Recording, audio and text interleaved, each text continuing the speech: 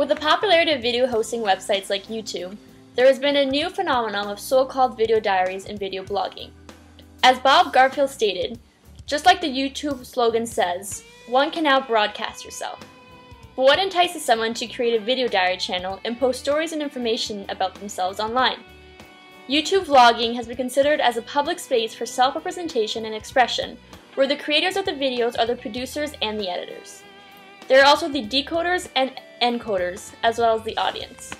Therefore, video blogging allows users to communicate their thoughts, ideas, and opinions to the world, and feel like they are allowing themselves to be heard.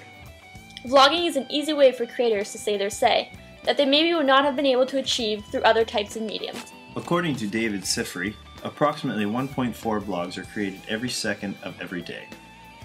Vlogs are unique because they create an interaction between the producers and the viewers with the existence of comment pages and video responses. Traditional gatekeepers do not exist with video blogging. Maggie Griffith argues that vlogs are valuable because they tell us about ourselves as well as represent a new form of self-expression rooted in our today's communication environment. She also argues that just like the development and adoption of the printing press accelerated the dissemination of knowledge in the 15th and 16th centuries, blogging and vlogging are having the same effect now. Although there has been some scholarly interest in journalistic and political blogging, there has been little research on video blogging as online diaries. Lenhart and Fox cite a study that revealed that most bloggers use the medium as a kind of online journal and do not deem it to be a form of journalism. Maggie Griffith conducted a study which involved understanding the culture of video blogging. She considers a vlog to be understood as a deliberately constructed presentation of self. Erving Goffman discusses the presentation of the self. He states that the interaction is viewed as a performance, shaped by environment and an audience, constructed to provide others with impressions that are consonant with the desired goals of the creator. Goffman also argues that individuals present themselves differently in different social settings. He suggests that people in social situations are on stage. Therefore, if there is a stage for performance, then there also may be a backstage, where individuals are not performing and not constructing the self. Goffman claims the backstage to be where one's true self is revealed because there is no audience.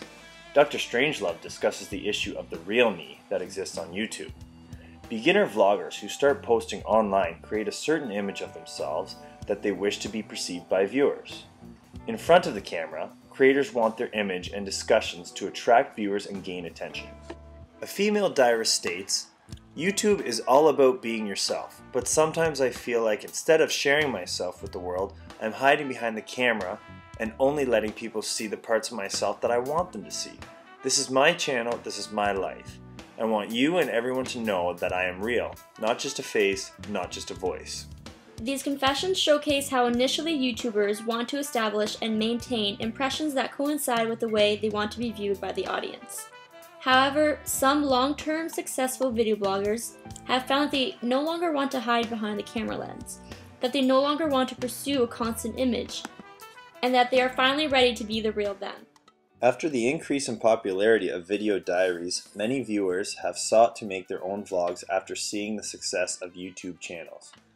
Some creators use video diaries as a means to obtain their 15 minutes of fame. Marshall McLuhan sees media as extensions of the self, and Griffith argues that when an individual constructs a website, blog, or vlog, she considers which aspects of herself and identity will be shared or invented. Identity indeed is not singular. People can explore multiple angles of their identities in vlogs, on Facebook, also in face-to-face communication. Maggie Griffith uncovered three major themes in the analysis of video blogs, which are diaries, identity, and narcissism. A technique used by vloggers is to create videos that feel like personal diaries. Vloggers achieve this by discussing details and uncovering information that would be presented in a diary. Griffith claims, however, that, despite some vlogs' intimacy, they were constructed presentations where a given vlogger's backstage remains hidden. Therefore, these video diaries are like performances where the creators can edit out and alter what is broadcasted to the viewers. Simon Firth argues that understanding identity is a process. Video diaries allow creators to develop their identities as well as try on different personas. In the book Watching YouTube, Some video bloggers discuss how they can act differently in their videos than they would in real life. Some claim that the computer gives them an extra boost of confidence, or even some sort of secure shield. The creator ultimately decides what and what not to include in their videos. Again, Griffith argues that the information provided on a site represents an identity that a vlogger wants to convey.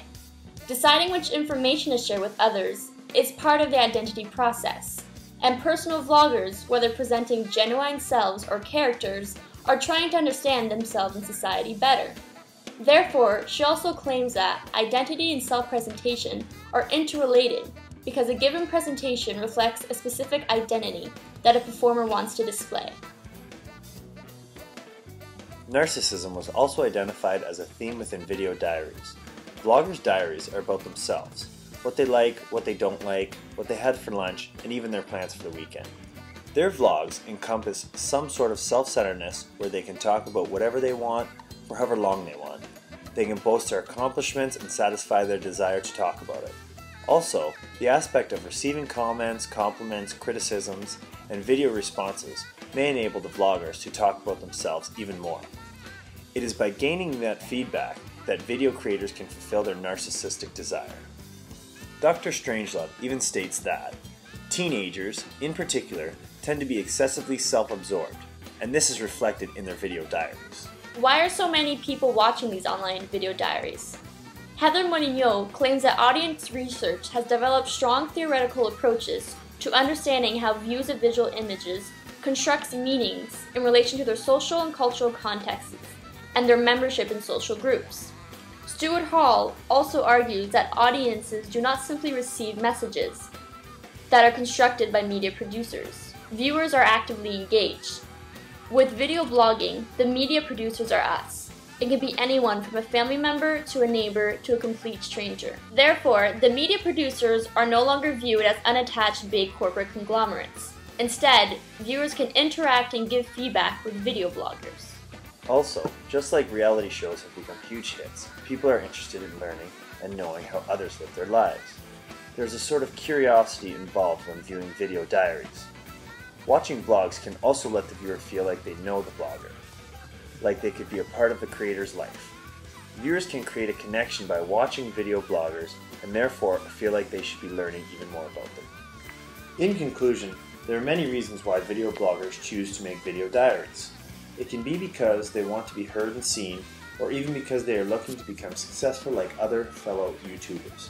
Also, viewers are mesmerized by these diaries because they are curious of how others live their lives.